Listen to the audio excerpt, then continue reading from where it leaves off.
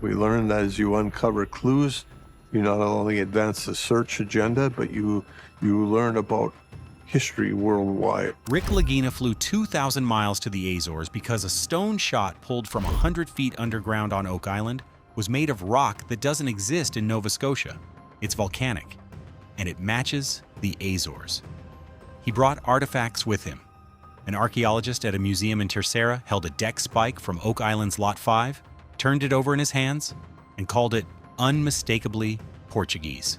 That's also a very interesting piece, because I've seen this before on the Portuguese ships. 12 seasons of digging had never produced a word that definitive. For the first time in the show's history, the investigation left the island. And what Rick found on the other side of the Atlantic may have changed the direction of the entire search. The War Room Convergence. The Azores trip didn't start with a hunch. It started with a convergence in the War Room across 2 consecutive episodes that left Rick visibly affected. And that made staying on the island feel like the wrong move for the first time in 13 seasons. In the War Room, archaeometallurgist Emma Culligan presented the CT scan of a stone shot pulled from the Peacock 1 spoils at roughly 100 feet deep. The scan revealed peck marks on the surface, deliberate tool marks, not natural wear. These 2 little divots from the cross-section. Up on this end, there's a divot up here. So these are all wear marks or working marks of being worked at.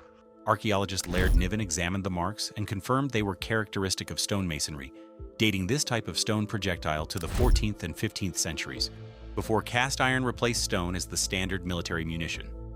Then Dr. Robert Rayside at Acadia University identified the composition: olivine gabbro and olivine basalt, volcanic rocks.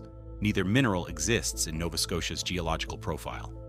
Rayside's assessment was that the specimens may have originated in the Portuguese Azores, volcanic islands sitting in the middle of the Atlantic, roughly 1,000 miles west of Portugal. Marty Lagina looked at the assembled evidence and said he was 90% certain the artifact was a projectile dating to the 1300s or early 1400s. The following week, the stone shot got a story. Doug Crowell laid out a timeline in the War Room that explained why Portuguese artifacts might have ended up on a tiny island in Nova Scotia. King Ferdinand I of Portugal had died in 1383, triggering a civil war and a succession crisis that destabilized the entire kingdom.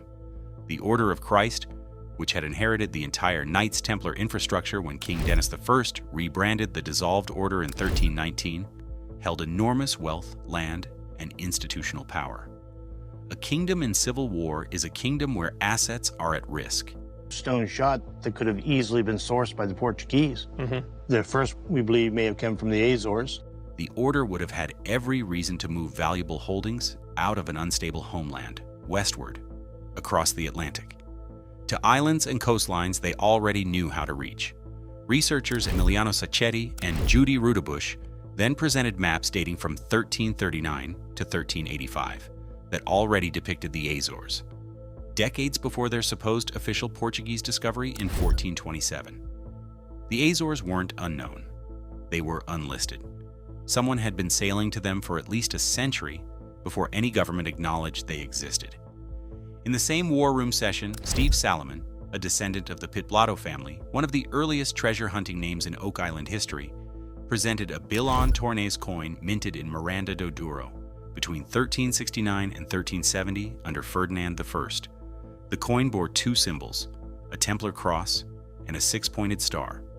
Rudebush identified those exact symbols as matching carvings at Fonte Arcada Church in northern Portugal, a church with documented connections to the Templar and Order of Christ network. Stone shot from the Azores, coin from Ferdinand's Portugal, maps predating official discovery, Templar symbols on a medieval coin matching a Portuguese church. 3 independent lines of evidence aligned in a single War Room session. Rick looked at the evidence on the table and authorized the trip. 2,000 miles from Oak Island.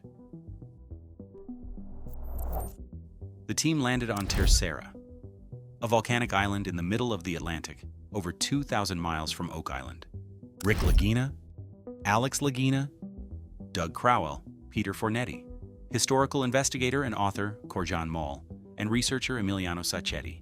6 men carrying artifacts from one island to another, looking for a connection that 2 centuries of digging in Nova Scotia hadn't been able to confirm.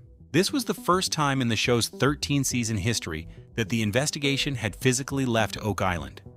Every previous test, every expert consultation, every war room debate had been conducted by bringing information to the team, shipping artifacts to labs, hosting specialists on the island, reviewing results over a conference table. The Azores trip inverted that model. Instead of bringing the evidence to experts, Rick brought the evidence to the source. They went to the Igreja Matriz de São Sebastião first, a church built in 1455, one of the oldest standing structures on Terceira. On the stone exterior, the team found carvings described as goose paw symbols. The carvings matched symbols documented in Templar caves in Camerano, Italy, and they matched carvings found on Oak Island.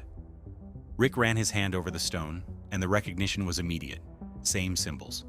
We find the same symbol language here that we know both from close to Oak Island and from the place in Europe where we've been. So what this place brings is a consistent next step in the journey that we're sketching, a journey that led from Jerusalem through the Mediterranean basin to Portugal and through the Azores, maybe to Oak Island. That's more than I expected. Different continents, 14 centuries of ocean between them. At the Angra do Heroísmo Museum, Corjan Mol pointed to one of the oldest carved stones found in the Azores, dated to approximately 1454. It carried what Mol described as swirl-like details, and the pattern reminded the team of a copper artifact recovered from Oak Island's Lot 8 in 2022. That copper piece had been puzzling since its discovery. Its symbols had later been identified in a 12th century Templar-related manuscript held in Reykjavik, Iceland. The visual thread now stretched from the Azores to Oak Island to Iceland to medieval Templar records, 4 points across 2 continents and 1,000 years of history, connected by a recurring motif that no single explanation could comfortably account for. At Terceira, the team examined dry stone walls, carbon dated to approximately 1470 to 1475. Portuguese Azorean construction from the exact era the stone shots and the Pitblado coin pointed to. The walls were built in the same century, by the same culture, on the same volcanic islands where the Peacock 1 stone shot originated. The team stood in front of 15th century Portuguese masonry and didn't need Doug Crowell to explain the connection. The same century, the same culture, the same volcanic islands. The evidence was standing in front of them. The one clue. But the moment the entire trip was built toward the one clue of the title came at the Angra do Heroísmo Museum, when archaeologist Tiago Rodrigues examined the artifacts the team had carried across the Atlantic. Rodrigues studied the stone shot first. His assessment confirmed what the team already suspected. The material was consistent with Azorean volcanic geology. Then he examined the Ferdinand I silver coin, dated 1367 to 1383. Portuguese minting consistent with the period. Both confirmations were valuable. Neither was surprising. Then he picked up the deck spike recovered from Lot 5. A deck spike isn't a symbol with ambiguous origins. It's not a stone that could have been shaped by natural forces or carried by glacial drift. It's a piece of ship hardware, a nail driven through planking to hold a vessel together. Functional, structural, and tied to specific regional shipbuilding traditions that an expert can identify the way a linguist identifies a dialect. Rodrigues turned the spike over in his hands, examined the construction, the taper, the forging marks, and delivered the most definitive national attribution any Oak Island artifact has ever received. Unmistakably Portuguese and possibly 14th century. Not consistent with, not may have originated from, not suggestive of, unmistakably. The lead cross from Smith's Cove was pre-15th century European.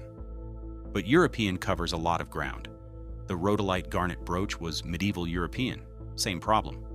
The stone shots were possibly Azorean. Every prior artifact from Oak Island's medieval cluster had landed in a range, suggestive but never definitive.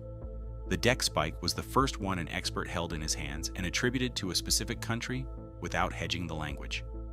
Rick knew what that word meant. 12 seasons of digging, testing, shipping artifacts to labs across North America, and sitting in war room sessions had never produced it. The gap that remains. An artifact confirmed, as Portuguese doesn't confirm how it arrived on Oak Island. That's the gap in the argument, and it's real.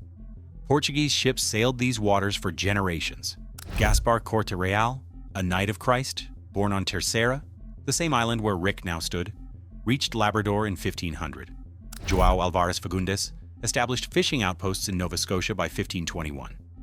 The Barcelos family from Terceira maintained a documented presence near Mahone Bay from 1508 to 1583, a 75-year window during which Portuguese ships, hardware, crew, and supplies circulated throughout the region.